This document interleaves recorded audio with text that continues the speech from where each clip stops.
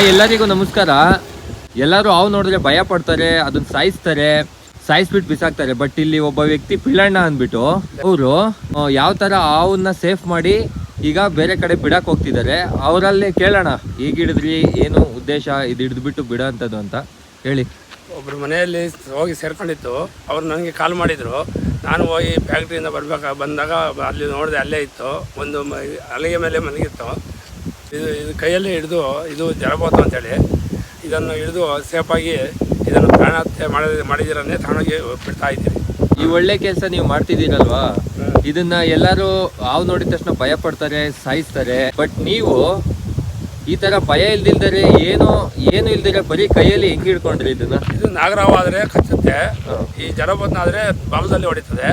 ಹಂಗಾಗಿ ಇದನ್ನ ಹಿಡಿಯೋ ಒಂದು ಟೆಕ್ನಿಕಲ್ ಇದೆ ಅಷ್ಟೇ. ಇದು ಎಷ್ಟು ಉದ್ದ ಇದೆ ಅಂತ ನೋಡ್ತೀರಾ? ಒಂದು ಬಾರ್ ಇದೆ. ನೋಡಿ ಫ್ರೆಂಡ್ಸ್, ನೀವು ಕೂಡ ಅಷ್ಟೇ, ನಾವು ಯಾರಿಗೆ ತೊಂದರೆ ಕೊಡ್ತೀರೋ ಅದು ನಮಗೆ ತೊಂದರೆ ಕೊಡ್ತಾರೆ ಅವರು. ಅದು ಪ್ರಾಣಿಗಳೇ ಆಗಿರ್ಬೋದು, ಮನುಷ್ಯ ಆಗಿರ್ಬೋದು. ಇಂತಹ ಒಂದು ಒಳ್ಳೆ ಕೆಲಸ ಎಲ್ಲರಿಗೂ ಬರಲ್ಲ. ದಯವಿಟ್ಟು ಆದಷ್ಟು ಪ್ರಾಣಿಗಳನ್ನು ಉಳಿಸಿ, ಮರ ಗಿಡಗಳನ್ನು ಉಳಿಸಿ. ಇವಾಗ ಸರ್ ಇದು ಎಲ್ಲಿ ಬಿಡ್ತೀರಾ ನೀವು? ಕೆರೆಯಲ್ಲಿ ಬಿಡ್ತೀರಿ. ಓಕೆ ಸರ್, ಬನ್ನಿ.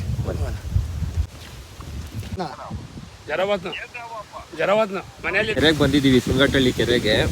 ಇವಾಗ ಹಾವು ಸೇಫಾಗಿ ಅದಕ್ಕೇನು ಕೂಡ ಪ್ರಾಬ್ಲಮ್ ಮಾಡ್ದಿರಾ, ತೊಂದರೆ ಮಾಡ್ದಿರಾ, ನೋವು ಮಾಡ್ದಿರಾ ಈಗ ಬಿಡ್ತಾ ಇದ್ದಾರೆ. ಇಲ್ಲಿ ನೋಡ್ಬೋದು ನೀವು, ನೋಡಿ ಬಿಟ್ಟಿದ್ದಾಯ್ತು, ಅದ್ರ ಪಾಡಿಗೆ ಅದು ಹೋಗ್ತಿದೆ.